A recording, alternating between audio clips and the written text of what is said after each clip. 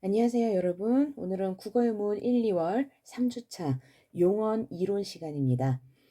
네, 지난주에 체험 배우고 이번 주에 시험을 쳤는데 이번 주 시험은 그렇게 어렵지는 않았습니다.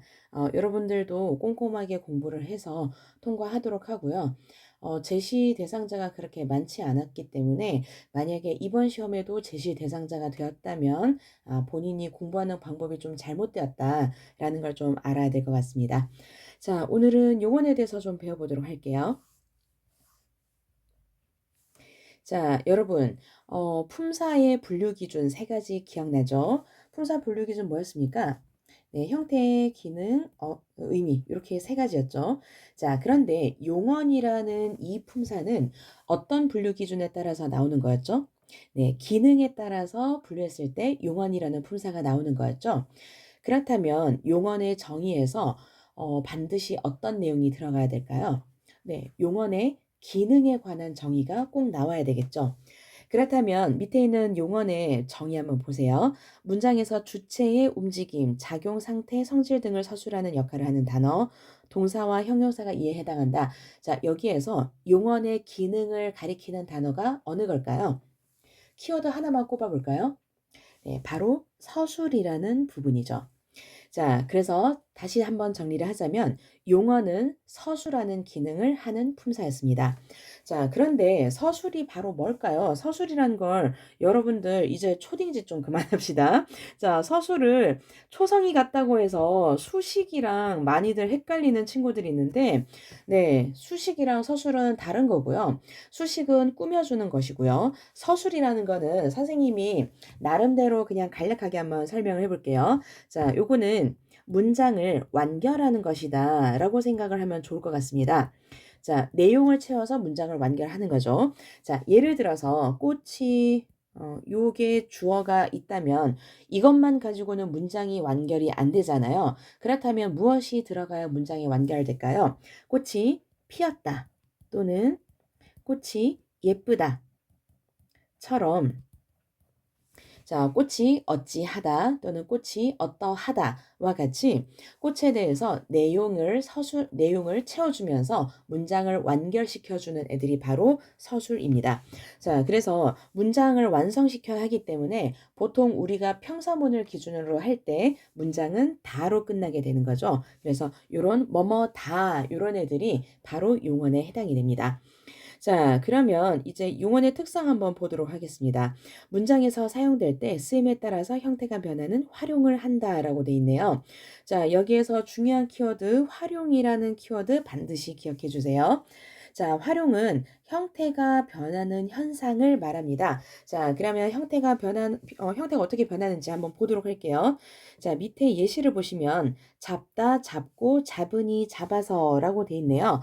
자, 이렇게 하나의 단어가 모양을 바꾸는 것을 활용이라고 합니다. 자, 그런데 활용을 했을 때 이 각각의 단어에서 형태상 뭔가 차이점이 하나 보이죠. 자, 전체에서 변하지 않는 부분이 어디까지입니까? 네, 잡까지가 변하지 않는 부분이죠.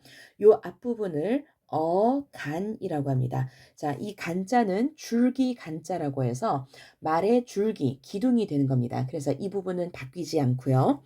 뒤에 나오는 다고, 은이, 아서 얘들은 미라고 해서 꼬리 밑자를 써서 어미라고 합니다.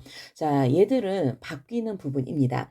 그래서 활용이라는 것을 다른 식으로 좀 더 엄밀하게 정의를 하자면 어간에 여러 어미가 번갈아 결합하는 현상입니다.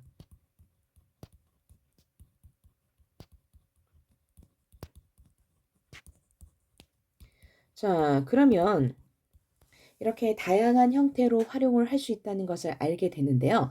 자, 이제 여러분 잘 생각을 해보시면 여기 나오는 잡다, 잡고, 잡으니, 잡아서, 잡는, 잡지만 자, 이렇게 수많은 어미를 붙인 이 모든 형태들을 전부 다 국어사전에 실으면 어떻게 될까요? 네, 잡다뿐만이 아니라 찾다 또는 울다 또는 예쁘다 모든 용언에 대해서 전부 다 활용 형태를 다 실어줘야 되겠죠. 그렇게 되면 지금의 국어 사전보다 몇백 배는 뻥튀기가 될 겁니다. 자, 그걸 우리가 이렇게 효율적이라고 하기는 좀 어렵겠죠. 그래서 우리는 이 수많은 활용 형태 중에서 단 하나만을 선택해서 그것을 사전에 싣습니다. 그걸 우리는 기본형이라고 하는데요. 이 기본형은 뭘 기준으로 잡으면 좋을까요? 자, 우리 지금 잡다라든지 또는 예쁘다라든지 또는 잡고, 잡으니, 찾고 이런 애들의 기본적인 기능이 뭐였습니까? 공통점은 전부 다 동사 또는 형용사 어쨌든 간에 용언이잖아요. 공통점은 전부 다 서술하는 기능을 갖는다라는 거였습니다. 자, 그런데 우리가 서술을 할 때 평서문은 대체로 뭐로 끝난다고 했었죠? 다로 끝난다고 했었죠? 그렇기 때문에 우리는 기본형은 어간에다가 종결음이 다를 붙인 것을 기본형으로 정했습니다. 그래서 공을 잡다 또는 예쁘다 이런 것들이 전부 다 기본형이 되겠습니다. 자, 그리고 두 번째로 요원의 특징, 수식하는 말의 꾸밈을 받을 수 있습니다. 자, 우리 저번에 체언할 때 배웠던 거 기억날 거예요. 자, 관형사와 관형어는 같은 거였습니까? 다른 거였습니까? 다른 거였었죠. 그리고 체언은 무엇의 꾸밈을 받을 수 있는 거였습니까? 관형어의 꾸밈을 받을 수 있는 것이다 라고 했었죠. 그러면 마찬가지로 우리가 주로 부사가 용언을 꾸민다고 했지만 역시 또 마찬가지로 부사와 부사어가 있겠죠. 이 중에서 이 부사와 부사어는 역시 다를 텐데 이 중에서 용언을 수식하는 것은 어느 것일까요? 네, 마찬가지로 부사어가 됩니다. 자, 그렇다면 부사어가 무엇인지 밑에 있는 요 예문을 가지고 좀 생각을 해볼게요. 자, 놀이기구가 진짜 크다. 급식실에 빨리 가자. 자, 여기에서 크다와 가자가 용언인데요. 이 용언을 꾸며주는 진짜와 빨리는 각각 다 부사입니다. 자, 그런데 부사 외에도 다른 것들도 이 용언들을 꾸며줄 수가 있는데요. 예를 들어서 놀이기구가 하늘에 닿을 만큼 크다라고 했을 때, 자, 역시 용언인 크다를 꾸며주는 부분은 어디죠? 하늘에 닿을 만큼이라는 이 전체 부분이죠. 자, 그렇다면 이 자리가 바로 크다라는 용언을 꾸며줄 수 있는 자리고요. 자, 이것 외에도 아주라든지 또는 매우라든지 이런 것들이 들어갈 수 있습니다.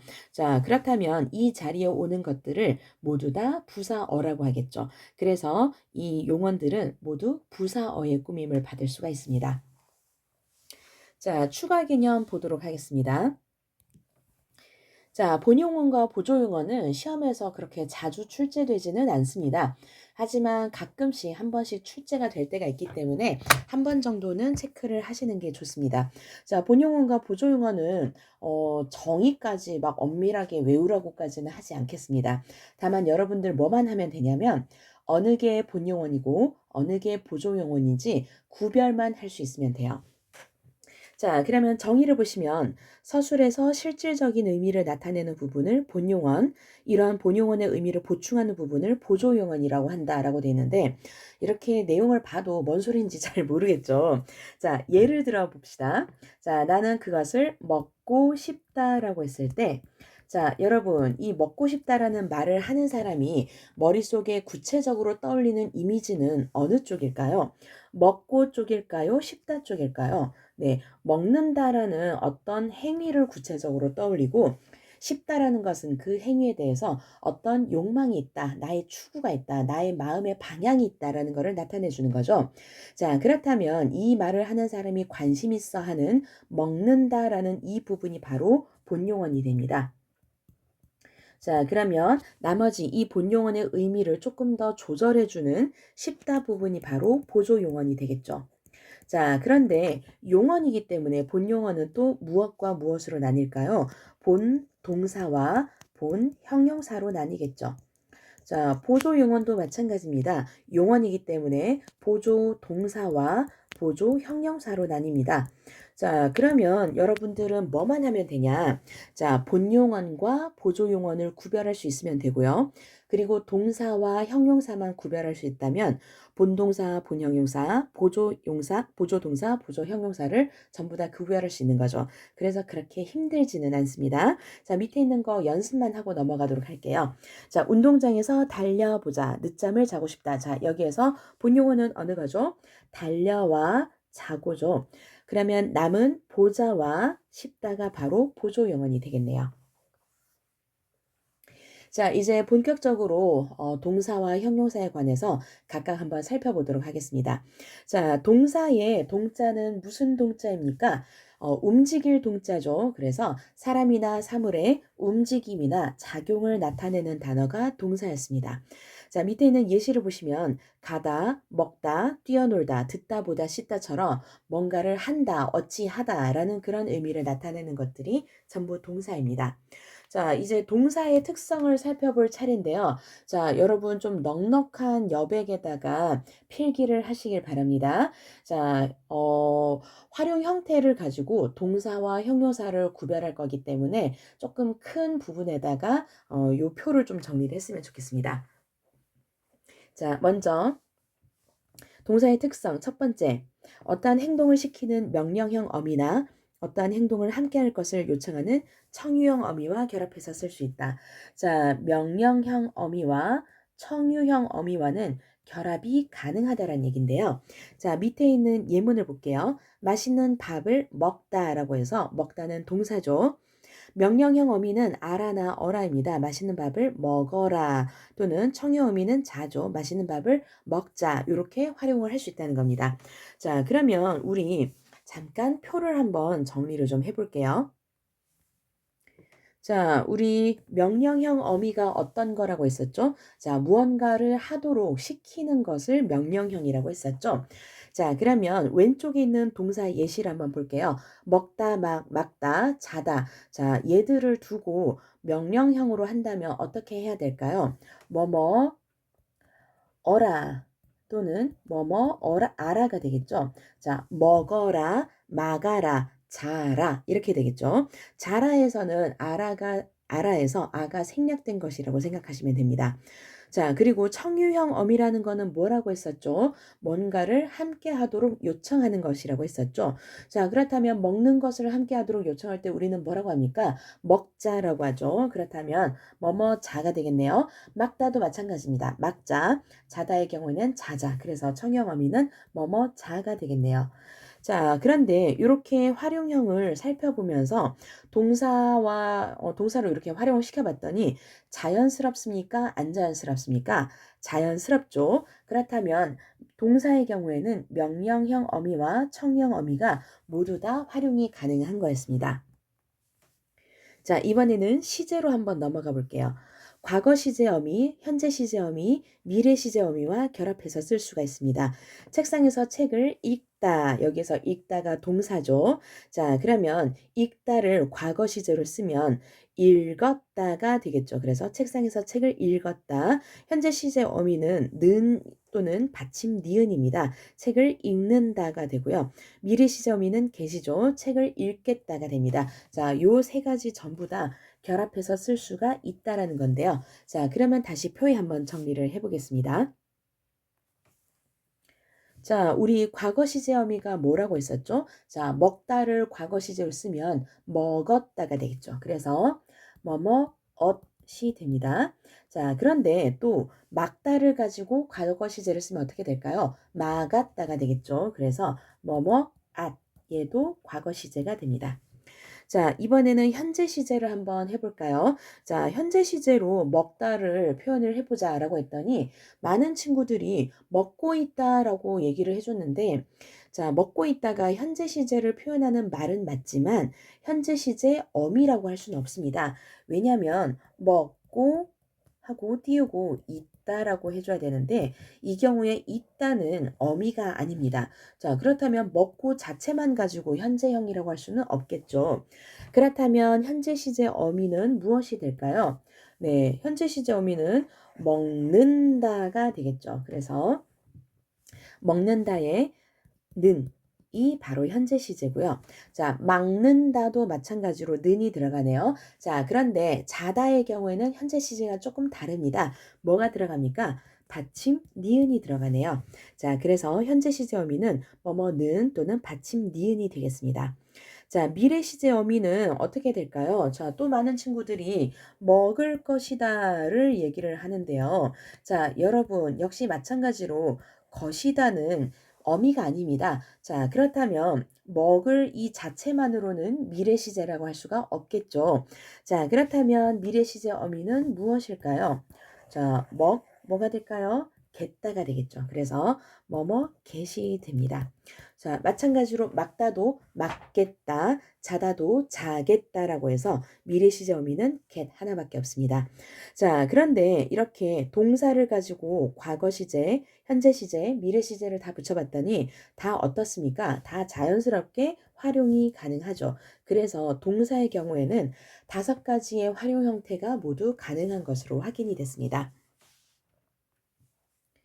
자, 이제 동사는 마지막으로 자동사와 타동사만 한번 살펴볼게요. 자, 자동사냐 타동사냐 하는 것은 목적어의 유무에 따라서 나뉩니다. 자, 자동사는 스스로 자자를 쓰기 때문에 그 스스로 혼자서 동사 역할을 할 수 있는 것을 말하고요.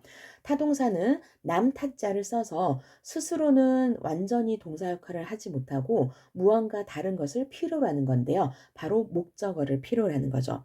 자, 그런데 사실은 목적어를 가끔 생략해서 쓰는 경우도 있기 때문에 우리가 조금 엄밀하게 얘기를 하자면 자동사는 목적어가 들어갈 수 없는 동사고요. 타동사는 목적어가 들어갈 수 있는 동사라고 생각하시면 훨씬 편하겠습니다. 자, 자동사를 보시면 살다. 자, 무엇을 살다라고 하지 않죠. 그냥 산다라고 합니다. 자다도 마찬가지입니다. 무엇을 잔다라고 하지 않죠. 그냥 자다라고 합니다. 울다, 웃다, 오다, 걷다, 뜨다, 지다 모두 목적어를 필요로 하지 않습니다. 반면에 타동사에서 사다의 경우에는 목적어가 들어갈 수가 있죠. 책을 사다, 그리고 들다, 아령을 들다, 노래를 부르다, 새 차를 뽑다, 글을 쓰다, 친구를 돕다, 편지를 보내다, 포카를 갖다 이런 식으로 전부 다 목적어를 쓸 수가 있습니다. 이런 것들이 타동사였고요. 자, 이제 형용사로 한번 가볼게요. 자, 형용사는 사람이나 사물의 상태나 성질을 나타내는 단어였습니다. 자, 그래서 예를 들면 따뜻하다, 착하다, 예쁘다, 상쾌하다, 얇다, 두껍다처럼 그러그러하다 또는 어떠하다라는 그런 느낌을 나타내는 단어들이 전부 다 형용사였습니다. 자, 그런데 이 형용사의 특성은 동사랑 조금 차이가 있습니다. 그래서 요거를 조금 눈여겨봐 주세요. 자, 형용사는 어떠한 행동을 시키는 명령형 어미나 어떠한 행동을 함께 할 것을 요청하는 청유형 어미와 결합해서 쓸 수가 없습니다. 동사는 이게 결합이 가능했지만 형용사의 경우에는 결합이 불가능합니다. 자, 그래서 밑에 있는 예문 보시면 새로 산 신발이 작다. 작다가 바로 형용사였죠. 자, 그런데 이 작다는 위에 명령형 어미를 보세요. 어라, 아라나 어라와 결합할 수가 없습니다. 자, 새로 산 신발이 자가라라고 되어 있는데 자가라라는 표현은 굉장히 어색하죠. 그리고 문법적으로 허용되지 않습니다. 자, 그런데 이 앞에 있는 이 별표 표시는 무엇이냐면 자, 우리가 이 명령형 어미를 붙였을 때 형용사에는 잘 붙지 않는다. 어색하다라는 걸 보여주기 위해서 이렇게 예문을 만들었는데 간혹 학생들 중에서 아, 이렇게 예문을 만들어서 써야 되는구나. 이렇게 오해하는 친구들이 있을까 봐서 이거는 사실은 우리가 여러분들한테 어색하다는 걸 보여주기 위해서 만들어 쓴 표현이지 사실은 문법적이지 않은 표현이다라는 걸 보여주기 위해서 별표를 붙인 겁니다. 자, 그래서 별표를 붙였을 경우에는 아, 이렇게 붙이니까 어색하구나라는 거를 보여준다라는 뜻이라고 생각하면 되겠습니다. 자, 마찬가지로 청유형 어미도 뭐뭐 자를 붙이면 새로 산 신발이 작자, 어색하죠. 그래서 마찬가지로 앞에다가 별표를 붙였습니다. 자, 그러면 우리 아까 표에다가 다시 한번 채워보도록 할게요. 자, 이번에는 형용사 예쁘다를 가지고 이 각각의 어미를 한번 결합을 해 보겠습니다. 자, 명령형 어미 어라나 아라를 붙였더니 예쁘다는 예뻐라가 되네요. 자, 예뻐라는 가능하지 않은 표현이죠. 그래서 이 방식으로 활용은 불가능합니다. 자, 간혹 학생들 중에서 "선생님 근데 우리 엄마는 백화점 가 가지고 무슨 뭐 스카프 보면서 '어머 예뻐라.' 이렇게 하던데요." 자, 그때 예뻐라는 감탄형의 어라인 것이지 명령형의 예뻐라라고 하는 거는 아니죠. 그래서 그 경우에는 명령형이라고 할 수가 없습니다. 자, 그리고 청유형 어미는 뭐뭐자였었죠. 예쁘다에 붙이면 어떻게 됩니까? 예쁘자가 됩니다. 자, 예쁘자고 한다고 해서 예뻐지나요? 그렇지 않습니다. 자, 그래서 여기에서는 활용이 불가능합니다. 자, 계속 좀 더 보도록 할게요. 자, 이제 시제를 보시면 과거 시제 어미, 미래 시제 어미와는 결합해서 쓸 수 있지만 현재 시제 어미와는 결합해서 쓸 수가 없습니다. 자, 날씨가 무척 덥다 해서 덥다는 역시 형용사입니다. 자, 그런데 과거 시제 어미인 at이나 ot과는 결합할 수가 있죠. 날씨가 무척 더웠다라고 합니다. 자, 그런데 현재 시제 어미인 는이나 받침 니은과는 결합할 수가 없습니다. 날씨가 무척 덥는다라고 할 수는 없는 거죠. 그래서 비문법적인 표현임을 나타내기 위해서 별표를 붙여놨고요. 미래 시제 어미는 계십니다. 날씨가 무척 덥겠다라고 표현할 수가 있죠. 그래서 여기는 문제가 없습니다. 자, 이제 표를 한번 완성을 시켜볼게요. 자, 예쁘다를 가지고 역시 한번 붙여봅시다. 자, 예쁘다를 가지고 붙이면 과거 시제의 경우에는 예뻤다. 자, 우리 노래 제목에도 예뻤어라는 그런 제목이 있죠. 예뻤다라는 거는 흔히 쓸 수 있는 표현입니다. 그래서 가능하고요. 물론 좀 슬프기는 하네요. 지금은 안 예쁘다는 얘기니까. 자, 그리고 현재 시제 어민을 붙이면 예쁜다가 되는데 우리는 예쁜다라는 표현을 쓰지 않습니다. 그래서 이 경우에는 적절하지 않네요. 자, 미래 시제 어미는 예쁘겠다인데 자, 간혹 친구들이 예쁘겠다라는 표현을 쓰는 경우를 좀 어색하게 느끼는 경우가 있긴 한데요. 실제로 이런 표현 쓰기는 하죠. 뭐 예를 들면 우리 돌 때 아기들을 보면 얘 크면 참 예쁘겠다. 이거 약간 욕이죠. 지금은 안 예쁘다는 얘기니까. 또는 인테리어를 하는 과정에서 "어머 이거 완성하면 진짜 예쁘겠다." 이런 말을 쓸 수가 있겠죠. 그래서 예쁘겠다라는 실제로 쓸 수 있는 표현입니다. 그래서 가능합니다. 자, 그렇다면 이제 여기에서 여러분들 자, 동사와 형용사의 차이가 이제 보이네요.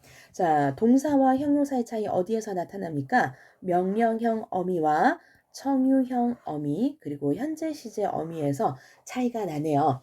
자, 그래서 여러분들 나중에 내신 시험을 치게 되면 동사와 형용사의 차이점을 설명해 봐라라는 그런 문제가 종종 나오게 될 겁니다. 자, 동사와 형용사의 차이점은 물론 기본적인 것은 의미상의 차이점을 먼저 이야기를 하셔야 돼요. 동사는 움직임이나 작용을 나타내고 형용사는 상태나 성질을 나타낸다. 요 차이점을 얘기를 하셔야 되긴 하지만 만약에 시험 문제에서 그것과 더불어서 활용상의 차이점을 얘기를 해라 라고 한다면 요 세 가지를 얘기를 하셔야 되는 거죠. 그래서 이를테면 동사는 명령형 어미와 청유형 어미, 현재 시제 어미와 결합할 수 있지만 형용사는 결합할 수 없다. 이렇게 서술을 하셔야 됩니다. 자, 그래서 여기까지는 여러분들이 암기를 해서 시험 대비를 할 수 있는 건데요. 자, 다만 이제 여러분들이 조금 주의를 해야 되는 것은 아까 앞에서 말했던 것처럼 동사와 형용사를 구분하는 것 자체가 그렇게 쉽지 않다라는 겁니다. 자, 여러분들 제가 오늘 그냥 대놓고 여러분들한테 그냥 솔직하게 얘기하겠습니다. 자, 여러분들은 동사랑 형용사를 구분하는 능력이 없습니다. 그래서 여러분들이 단어를 딱 보자마자 감으로 이건 동사, 이건 형용사 이렇게 구분할 수가 없어요. 여러분들의 언어 실력을 믿지 마세요. 자, 실제로 여러분들이 뭐 어느 정도 동사, 형용사를 구분하는 감각이 있다고 하더라도 시험에 가면 또 얘기가 달라집니다. 자, 문제 한 16번쯤 되면 그 앞에서 골머리를 앓으면서 여러 가지 막 가능성을 다 생각하고 막 이것저것 고민하고 한 상태에서 이게 동사인지 형용사인지를 구분해 봐라. 이렇게 문제가 나오면 그때부터 여러분들은 멘탈이 붕괴가 되면서 희한한 이상한 설명을 만들어서 그러니까 이걸 동사라고 볼 수도 있지 않을까? 그러니까 이걸 형용사라고 볼 수도 있지 않을까? 이런 희한한 생각에 빠지고 결국에는 잘못된 선택을 하게 됩니다. 자, 그래서 여러분들의 감에 의존해서 동사와 형용사를 구분하기보다는 정확한 기준에 따라서 동사와 형용사를 구분하는 게 필요합니다. 자, 그렇다면 무엇을 가지고 구분을 할 수가 있을까요? 자, 우리 힌트는 아까 동사 형용사의 이렇게 차이점이었죠. 명령형, 청유형, 현재 시제. 자, 요걸 가지고 구분을 할 수가 있을 텐데, 자, 문제는 이런 단어들입니다. 자, 예를 들어서 한번 생각을 해볼게요. 자, 예를 들어서 흔들리다, 그리고 빠르다, 그리고 진동하다, 그리고 좋아하다. 자, 이 경우에 이 각각이 동사인지 형용사인지를 한번 구별을 해보자. 자, 수업 시간에 실제로 이 각각을 두고 동사인지 형용사인지 각각 거수를 해보세요라고 했더니 대부분의 반에서 네 단어가 모두 난이었습니다. 자, 그렇다면 거기서 알 수 있는 것은 여러분들도 충분히 이게 동사인지 형용사인지 헷갈릴 가능성이 크다라는 거겠죠. 자, 약간 눈치가 있는 친구들은 이제 아까 선생님이 명령형이랑 청유형의 경우에는 동사는 붙을 수 있지만 형용사는 못 붙는다라고 했으니까 그걸 붙여서 확인을 해보자라고 해서 아주 훌륭하게 그걸 결합을 해보는 친구들이 있을 수 있습니다. 하지만 안타깝게도 제가 지금 여기에 제시한 단어들은 바로 명령형과 청유형을 붙였을 때 헷갈릴 만한 것들이에요. 자, 생각해보세요. 흔들려라, 빨라라, 진동해라, 좋아해라. 흔들리자, 빠르자, 진동하자, 좋아하자. 냈다 뭔가 될 것 같기도 하고 안 될 것 같기도 하고 그런 느낌이란 말이에요. 자, 그러면 왜 이런 일이 벌어지느냐? 자, 이 중에서 하나를 좀 찝어보자면 진동하다의 경우에는 자, 사실은 진동하다는 정말로 말 그대로 움직임이잖아요. 그래서 얘는 동사가 맞습니다. 자, 그런데 왜 우리는 진동하다에다가 진동해라 또는 진동하자라는 표현을 붙였을 때 어색하게 느끼느냐?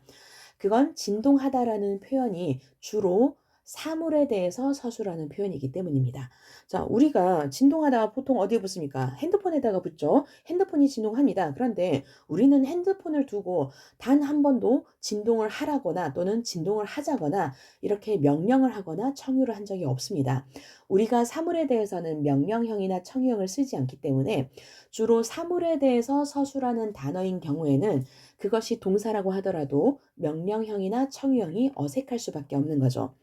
자, 그렇기 때문에 흔들리다 이런 것들에 대해서도 어색하게 느낄 수밖에 없는 겁니다.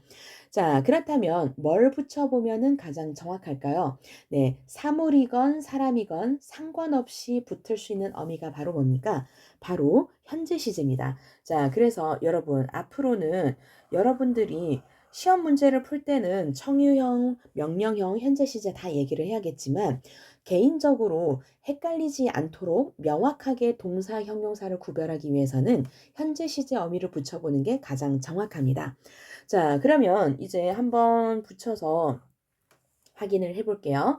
자, 흔들리다에다가 현재 시제를 붙이면 어떻게 되죠? 흔들린다가 되죠. 자, 자연스럽습니까? 안 자연스럽습니까? 자연스럽죠. 그렇다면 얘의 정체는 뭔 거죠? 동사인 거죠. 자, 빠르다에다가 현재 시제를 붙이면 어떻게 됩니까? 빠른다가 되는데요. 자, 자연스럽지가 않죠. 그렇다면 얘의 정체는 바로 형용사였던 거죠. 진동하다에다가 붙이면 진동한다가 됩니다. 자, 이 경우에는 자연스럽게 활용이 가능하죠. 그래서 이 정체는 동사였습니다. 좋아하다에다 붙이면 어떻게 되죠? 좋아한다가 됩니다. 자, 이 경우에도 자연스럽죠. 그래서 얘의 정체는 동사였습니다. 자, 이처럼 사물에 대해서 또는 사람의 마음을 어떻게 사랑해라 또는 사랑하자 이렇게 명령을 하고 청유를 하겠습니까? 자, 이런 단어들의 경우에는 명령형, 청유형은 사실 붙는 게 좀 부자연스럽게 느껴질 수 있기 때문에 여러분들이 헷갈릴 수 있습니다. 그래서 반드시 뭘 붙여야 하는 거죠? 현재 시제를 꼭 붙여야 하는 겁니다. 자, 이제 마저 형용사에 대해서 한번 살펴보겠습니다. 자, 성상 형용사와 지시 형용사 이렇게 두 가지로 나뉩니다. 자, 그런데 성상 형용사 여러분 성상이라는 표현에서 한번 추측을 해보세요. 무엇의 줄임말일까요? 네, 성질 상태의 줄임말이겠죠. 자, 실제로 이 성상 형용사의 정의도 상태나 성질을 나타내는 형용사입니다. 자, 그런데 여러분 뭔가 이상하지 않습니까? 자, 원래 형용사가 상태나 성질을 나타내는 거였잖아요. 자, 그런데 뭐 상태나 성질을 나타내는 형용사가 따로 있다? 자, 심지어 오른쪽에 나오는 예시를 보시면 차갑다, 뜨겁다, 빨갛다, 검다, 즐겁다, 슬프다. 자, 우리가 익히 알고 있는 그냥 보통의 형용사입니다. 자, 그렇다면 이상한 애는 누굴까요? 네, 지시 형용사가 이상한 애들이겠죠. 자, 지시라는 표현 어디서 본 적 있습니까? 네, 지시대명사에서 본 적이 있죠. 자, 그리고 우리 저번에 지시라는 게 무슨 뜻이라고 했었습니까? 가리킨다라는 뜻이라고 했었죠. 자, 그렇다면 지시 형용사라는 것은 무엇일까요? 자, 대명사처럼 다른 단어들을 대신해서 뭔가를 가리키는 것들이 되겠죠. 그래서 자, 지시 형용사에서 키워드 한번 잡아볼게요. 어느 게 키워드가 될까요? 상태나 성질이 어떠하다는 것을 대신 나타내는 형용사. 대신이 바로 키워드였네요. 자, 그러면 예시는 이러하다, 저러하다, 그러하다, 아무러하다라고 되어 있는데, 자, 예를 들어서 우리가 이런 표현 쓰죠. 날씨가 추워서 밖에 나가기 어렵다라고 했을 때, 자, 우리 여기에 형용사가 두 개가 나오네요. 추워서와 어렵다가 나오네요. 자, 그런데 이걸 대신해서 뭐라고 표현할 수 있습니까? 날씨가 이래서 밖에 나가기가 좀 그렇다라고 표현을 할 수가 있죠. 자, 여기에서 이래서 그렇다. 자, 얘들이 바로 지시 형용사입니다. 춥다 또는 어렵다라는 표현을 대신해서 나타나는 거죠. 자, 이제 품사의 통용 한번 보도록 할게요. 자, 우리 저번에 말했던 것처럼 품사의 통용이라는 것은 모양은 같아 보이지만 그리고 또 원래 그 어원 때문에 의미는 어느 정도 비슷하지만 사실상 다른 단어여서 품사가 다른 두 개의 단어를 한번 나타내 보자라고 했을 때 품사의 통용이라고 하는 거였었죠. 자, 그러면 크다를 먼저 한번 보도록 합시다. 자, 크다는 동사 크다가 있고 형용사 크다가 있습니다. 자, 우리 예를 들어서 키가 큰다라고 했을 때는 키가 자라고 있는 그런 동작을 또는 움직임을 말하는 거죠. 그때는 큰다라고 해서 현재 시제를 쓸 수 있는 동사가 됩니다. 그래서 키가 몰라보게 컸구나 이 경우에는 동사가 되는 거고요. 그 친구는 키가 크다. 자, 이 경우에는 큰 상태 자체를 말합니다. 자, 이 경우에는 그 친구는 키가 큰다라고 해서 상태에 대해서는 큰다라는 식으로 현재 시제를 쓰지는 않죠. 그래서 이 경우에는 형용사입니다. 자, 밝다의 경우에도 날이 샌다 또는 날이 밝아온다라는 의미를 가지고 있는 동사 밝다가 있습니다. 그래서 벌써 새벽이 밝아온다. 자, 이 경우에도 현재 시제를 쓸 수 있죠. 날이 밝는다라고 쓸 수 있습니다. 자, 반면에 형용사 밝다는 그냥 밝은 상태 자체를 말합니다. 그래서 밝은 조명, 조명이 밝다라고 하는데요. 이 경우에 조명에 대해서 조명이 밝는다라고 하지는 않죠. 그래서 현재 시제를 쓸 수 없는 이 밝다는 형용사입니다. 자, 있다의 경우에도 머문다라는 의미의 있다가 있습니다. 이 경우에는 동사입니다. 자, 예문 보시면 내가 갈 테니 너는 학교에 있어라 라고 하는데요. 그러면 나는 여기 학교에 있는다 라고 얘기를 하죠. 현재 시제 는을 써서 있는다라고 할 수 있는 걸 보니까 동사가 맞고요. 자, 반면에 형용사 있다는 뭐뭐가 있는 상태를 말합니다. 존재하는 상태를. 나는 신이 있다고 믿는다 라고 했을 때 신이 있다라고 하지 신이 있는다라고 말하지는 않죠. 그래서 현재 시제를 쓸 수 없는 있다는 형용사입니다. 자, 늦다의 경우에는 약간 지각한다라는 그런 뉘앙스랑 좀 비슷하다고 생각하시면 돼요. 지각한다 동사잖아요. 마찬가지로 그런 의미의 늦다는 동사가 됩니다. 그는 약속 시간에 항상 늦는다, 지각한다라는 뜻이죠. 자, 늦다에서 현재 시제를 써서 늦는다라고 했습니다. 이 경우에는 동사고요. 자, 형용사 늦다는 그냥 늦어 있는, 뒤처져 있는 상태를 말합니다.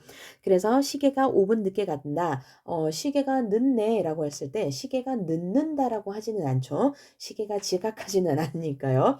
그래서 현재 시제를 쓸 수 없는 늦다는 형용사가 되겠습니다. 자, 그러면 이제 여러분 연습 문제를 한번 풀어봅시다. 자, 역시 맞는 것은 O, 틀린 것은 X로 표시를 하시고요. 틀린 것의 경우에는 어떻게 고쳐야 맞을지에 대해서 표시를 해주시면 되겠습니다. 시간은 약 5분 드리도록 할게요. 자, 다 풀었죠? 자, 이제 한번 답을 맞춰봅시다. 자, 첫 번째는 5죠. 두 번째도 5고요. 세 번째는 X입니다. 자, 어디가 틀렸습니까? 아무런 제약 없이 결합할 수 있는 게 아니죠. 무엇은 제외를 해야 됩니까? 현재형 어미는 제외를 해야 합니다. 자, 그리고 4번도 X입니다. 어디가 틀렸죠? 달리라고 돼 있는데요. 맛있다는 빨갛다와 마찬가지로 명령형 어미와 결합할 수가 없습니다. 왜냐하면 맛있다와 빨갛다는 둘 다 형용사이기 때문이죠. 자, 그리고 5번도 X입니다. 자, 여기에서는 어미와 어간의 자리가 바뀌었죠. 그래서 위치를 바꿔줘야 하고요. 6번은 O입니다. 7번도 O가 맞죠. 8번은 X입니다. 자, 살다와 뽑다가 둘 다 목적 없이 쓸 수 있다라고 했는데 살다의 경우에는 맞지만 뽑다의 경우는 그렇지 않습니다. 뽑다의 경우에는 목적어가 필요하죠. 자, 9번은 X죠. 자, 동사는 과거형, 미래형 어미와 결합할 수 있습니다. 자, 그런데 형용사도 결합할 수 있습니다. 자, 과거형과 미래형은 동사 형용사의 차이가 없죠. 그래서 둘 다 결합할 수가 있는 거였고요. 자, 10번에 할머니 건강하세요. 자, 이게 올바른 용언의 활용 예시다라고 했는데 자, 요 문제에서 많은 학생들이 좀 의견이 갈렸습니다. 자, 단적으로 말하면 답은 X예요. 자, 뭘부터 봐야 되냐면 건강하세요에 하세요라는 요 표현이 무슨 형 어미인가를 좀 생각을 하셔야 됩니다.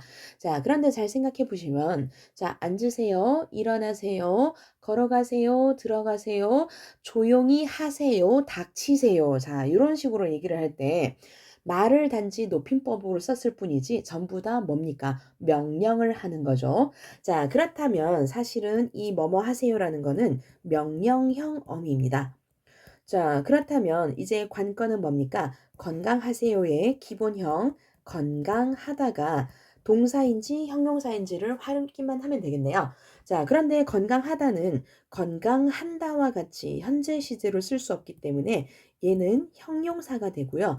형용사는 명령형 시제와 명령형 어미와 결합할 수가 없기 때문에 올바른 용언의 활용 예시라고 볼 수가 없습니다. 그래서 X였던 거죠. 자, 여러분 이렇게 해서 용언 이론이 전부 다 끝났습니다. 자, 이제 돌아오는 주에는 용언을 가지고 이제 쪽지 시험을 칠 건데요. 쪽지 시험 첫 주는 사실 그렇게 쉽지 않을 겁니다. 그래서 여러분 꼼꼼히 공부를 해 오셔야 하고요. 첫 주 때 체험에서 한번 이 매운맛을 보셨죠? 그러니까 선생님이 일주일에 1시간 꼬박 공부해야 된다라는 그 얘기를 허투루 듣지 마시고요. 정말 꼬박꼬박 공부를 하셔서 오셔야만 제시를 보지 않고 우리 깨끗하게 예쁘게 기쁘게 발랄하게 수업을 할 수 있습니다.